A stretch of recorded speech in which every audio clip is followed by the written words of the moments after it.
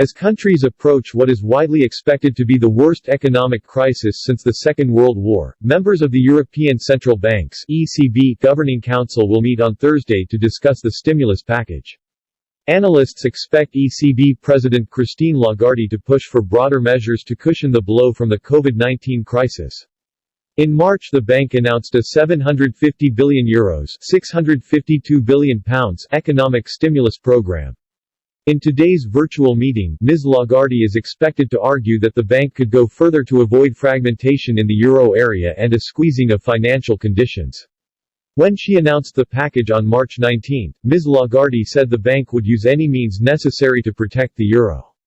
"Extraordinary times require extraordinary action," she said. "There are no limits to our commitment to the euro. We are determined to use the full potential of our tools, within our mandate."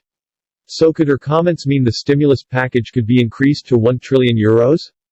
Dirk Schumacher, an ECB watcher at Natixis, said the bank will be keen to stave off tensions in the financial system. "There are two objectives the ECB will focus on at that stage," explained The Economist in a research report. "First, to ensure accommodative financial conditions and preventing tensions in the financial system. Second, to create fiscal space for governments to fight the cyclical consequences of the pandemic." To address the second issue at hand, the ECB is working towards reining in spread expansions between core and so-called peripheral nations such as Greece, Spain, Portugal and Italy.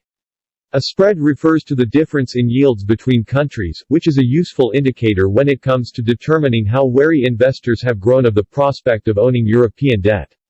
On Thursday morning, the euro was broadly flat after preliminary Eurozone economic growth data was even more dire than expected. A preliminary flash estimate of Eurozone gross domestic product showed that Europe's economy contracted by 3.8% in the first 3 months of the year.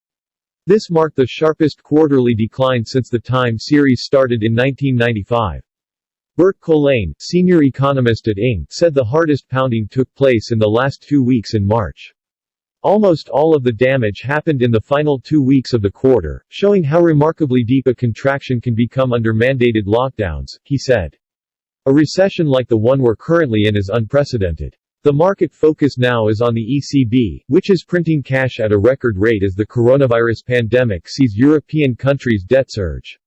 The bank is under pressure to ramp up its response to the virus. Some analysts predict the bank will act in June if it doesn't bow to demands at today's meeting. Commerzbank FX and M analyst Antje Preki wrote to clients telling them of what to expect. She said, "No doubt the ECB will underline that it would implement further measures if required.